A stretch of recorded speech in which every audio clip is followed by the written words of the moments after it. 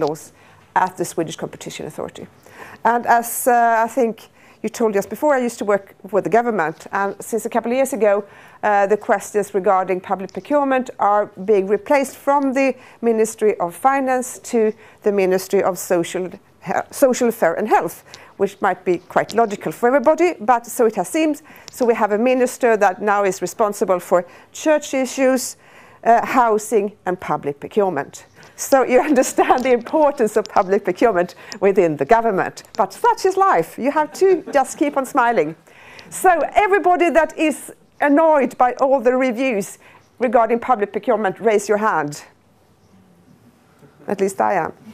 I used to work as a legal advisor once upon a time for 10 years at the local and regional authorities, where I've actually defended local and regional authorities as their legal advisor in court. And it was a very good and interesting experience for me. You know, the procurement process, just to try to, locate the problem of it. You know it very well, you work with it, but the problem is actually after the award decision, you have a standstill period, right? You have 10 days where you can't award the contract. That is basic EU law. It's the same for everybody.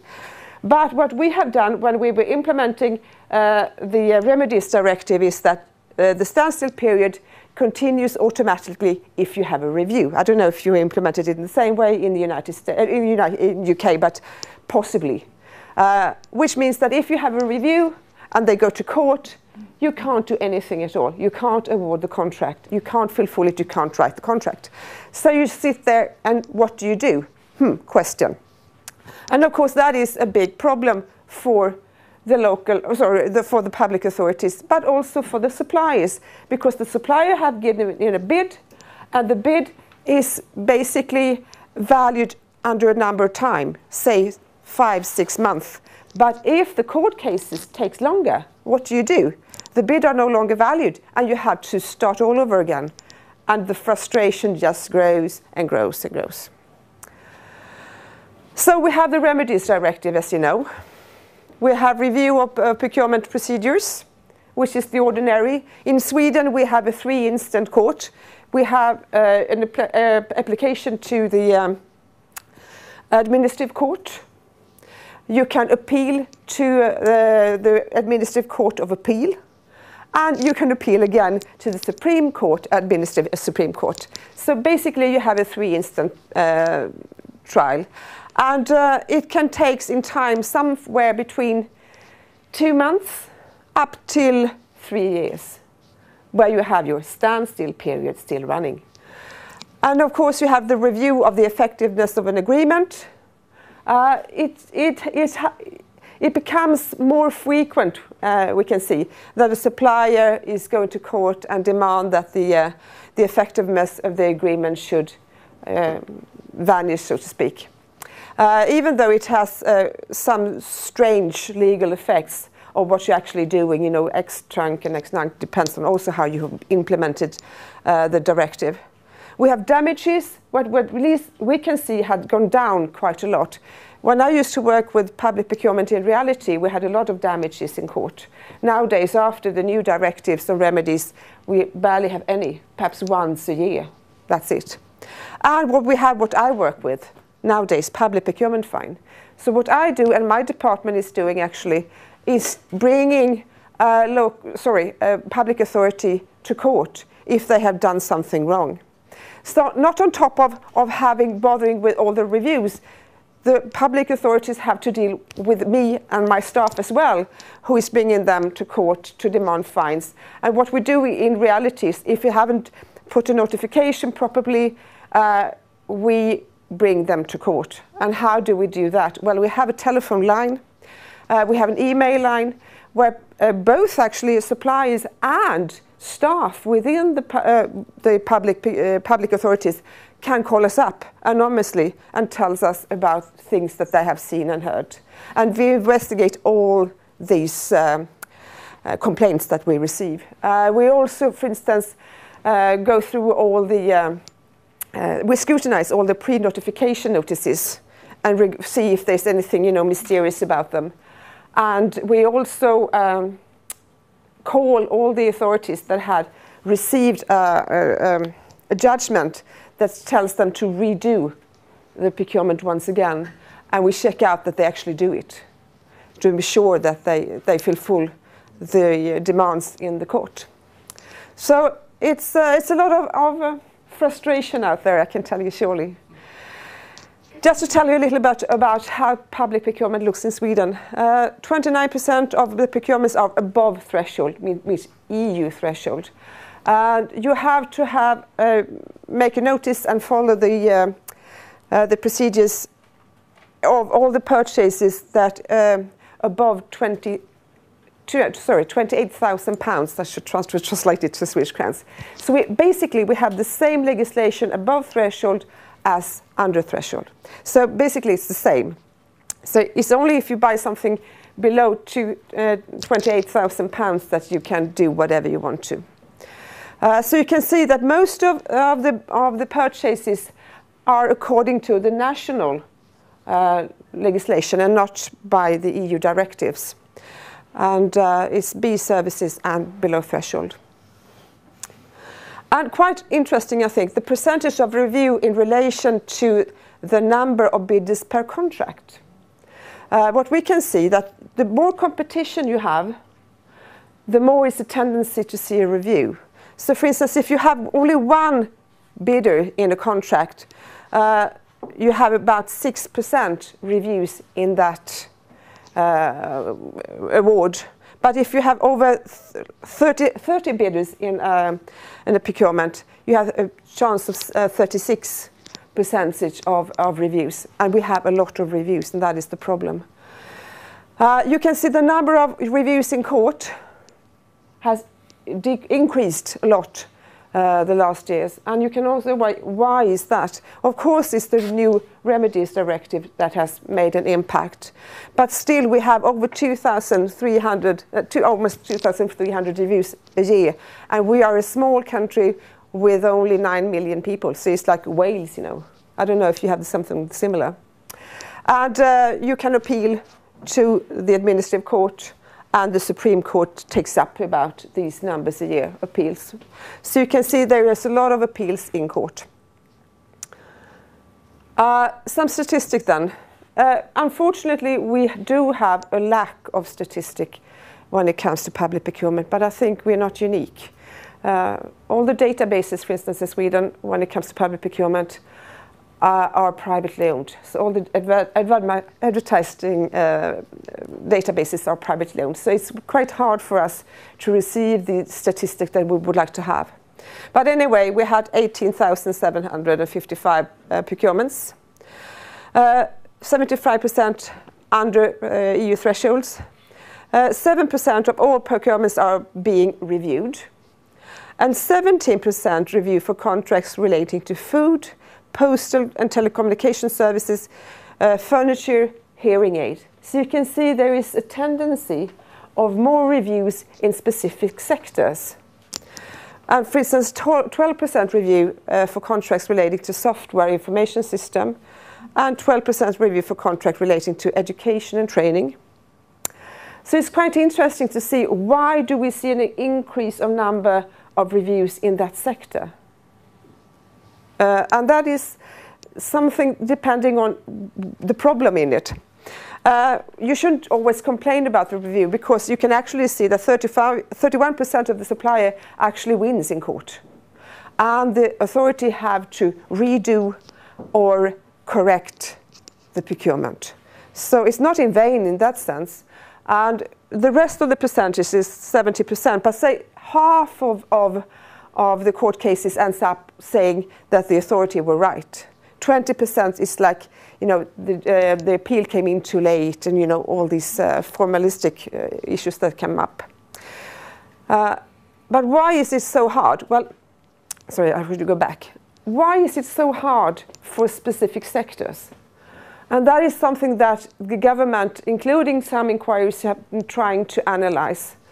And there might be what we call structural problem in some areas, both specific industries, both in some geographical areas, and in some authorities as well that is not very good in handling public procurement. And we're always discussing the importance, for instance, of dialogue, pre-dialogue, post-dialogue, informing the supplier on how we do it in this authority, why they didn't win, exactly the same as you had in Canada, as you talked about. But still, we do have this massive problem.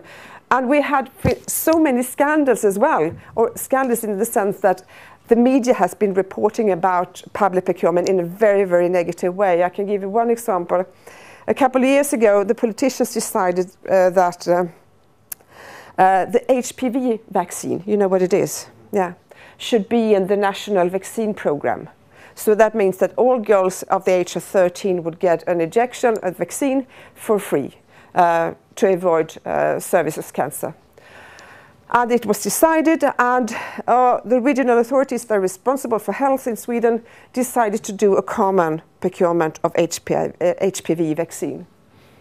And so they did, and of course the procurement were reviewed. And the court decided that you have to redo the procurement, and the Stockholm County Council did, who was responsible for it, and the procurement were reviewed again, and reviewed again, and reviewed again, and it was so frustrating. At the end, I think the publicity became so negative towards one of the suppliers of vaccine that they decided to withdraw their case, and the program was delayed by 2 years.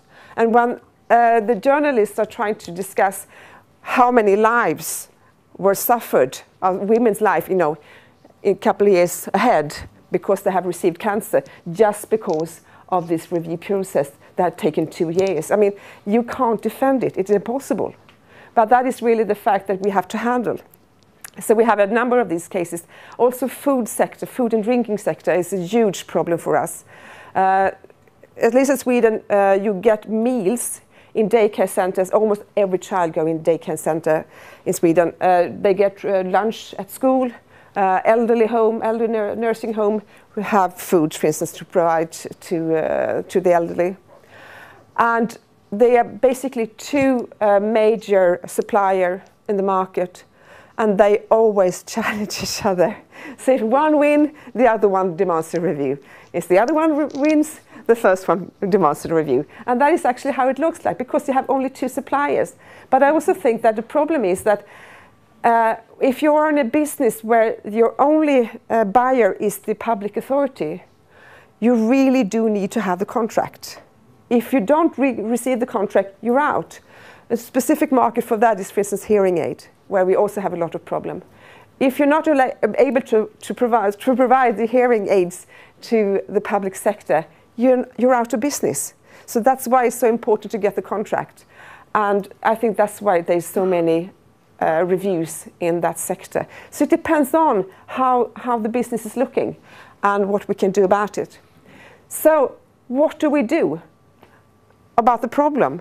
Well, for instance, we will have Nordic meetings together, which we have frequently every year. All the regulators from the different Nordic countries get together for 2 or 3 days and discuss our common problems. And the review problem is one that is always coming back and back and back. And we have tried to solve it in different way in the different Scandinavian countries, at least. Denmark and Norway, for instance, they have a review board where you can go to a complaint board. They have just one single complaint board. You can't make an appeal. But still, they have about 6 to 8 months handling time for their cases. And they also demand that the supplier pays a fee to be able to send in an application. And the fee is about nowadays £2,500. They have increased enormously. But still, the number of applications has not decreased. So obviously it's not really the problem of the solution of the problem. So how do we do it? We have the remedies directives that gives them the right. I myself invented a legislation a couple of years ago, which is called the free choice system, which is basically when you have individual services that you can have, for instance, elderly care, home care, GD, also general practitioners, things like that, when you as an individual can choose, but the authority has decided that they want to outsource the services. What I did was to simplify the legislation by saying that you qualify the supplier, and after that the individual can choose between which supplier he and she would like to have. And the only remedy that we have is if you don't get a contract, you can go to court, but that's it, which means that we don't have any court cases regarding that legislation, the free choice legislation. And that is quite interesting because, you know, everybody can get a contract as long as you fulfill the criteria, but it's the individual that makes the choice, and that is nothing you can complain about as a supplier. So that has been a way for us to solve at least some of the parts, but we would like to extend the legislation to a wider scope than it is today.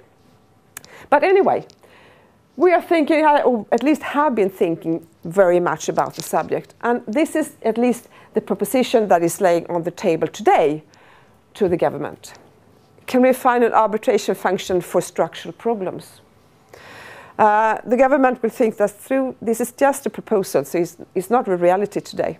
But the idea is that you should have a mediator, a third party, responsible for helping to identify problems and to find long-term solutions. And the structural problems in particular for industries, projects, geographic areas. And they should not get involved in individual contracts because that is a court thing. So you can have a mediator that brings up these structural problems, and they collect experts around that field. It can be a typical industry or geographic area, and get together and say, what can we actually do? Can we solve this problem? The possibility to contact the mediator should be, anybody can actually contact it, the supplier or the authority, and say, we think there's a structural problem in this area. Could you please help us to solve it? And a project it is. You can have a split of contracts awarded in different categories of project, for instance, could be a solution. Standardizing of parts of the specifics. Various forms of dialogue, for instance, which you have never tried before. Introduction of life cycle perspective could perhaps change the view of the supplier, and how bids can be compared and how suppliers more optimally describe their activities for easier comparison between different offers. Things like that. We don't really know because they have never been tried, but this is at least ideas and thoughts that we have right now. And the effect, of course, that we would like to see is that the mediation function should be that under current legislation improve and streamline procurement and competition in a specific procurement market. It should at least benefit for both public sector and the providers, the suppliers. And hopefully, the number of trials would decrease. But we don't know. Nobody has really, but you are into it. In Canada, sort of, trying to solve, you know, the structural problem more and see if it works. Because we still have the remedies directive and it's very hard to do something about it. But personally, my own personal view is that I am a bit skeptical and I don't have so many hopes for it. Of course, you should try it. It would be of great benefits, I think. But still, in my perspective, I see the politicians want to put in more and more things into public procurement. Public procurement is supposed to solve all the problems in the world, right? You have all the transformative solutions, you have all the environmental problems, you have social problems, you should buy as a fair trade, you should have salary, you know, regulations in public procurement. You should take care of unemployed people. You should buy innovations. You just heard it this afternoon, right? Of course, you have to buy innovations. We have to grow. You have to regard the SMEs, small and medium-sized companies. You heard this morning from the Irish guy who is just devoted to SMEs. And how could we promote all these wishes? One of the decisions that I actually just wrote last week was a local authority that stated that the supplier, before they could be qualified, they had to sign a contract that said that they promised that they had no connection whatsoever to tax paradises. But we do have a tax authority. What is they doing? I mean, public procurement is not an issue of taxes. And the major discussion that we have right now, and it's amazing, and I'm just astounded, is that you should not allow companies that are run by profit in healthcare sector. So in accordance to the tendering documents, you have to write down that we do not want to have companies that are run according to profit, or they are profitable companies. We just want to have non-profitable companies. Well, in that case, forbid them, but not in public procurement. You can forbid them according to the act of something else, but it's always these political wishes. And I think, Pedro, tomorrow you will hear more from the Commission about the work of the new directives, which was supposed to simplify public procurement, which has not been really the result. I don't know if you've seen the amendments from the Parliament. They sent in 2,000 amendments after the directives were negotiated in the Council. 2,000 amendments. And the word that is coming back all the time is SME, innovation, environmental, and social. And that just makes the procurement process even more difficult for an ordinary procurer to handle. How she and he could actually deal with all these problems. Of course, there will be more complaints. So I don't know, I'm not really hopeful, but we'll see what happens in the end. Well, thank you, that's for me.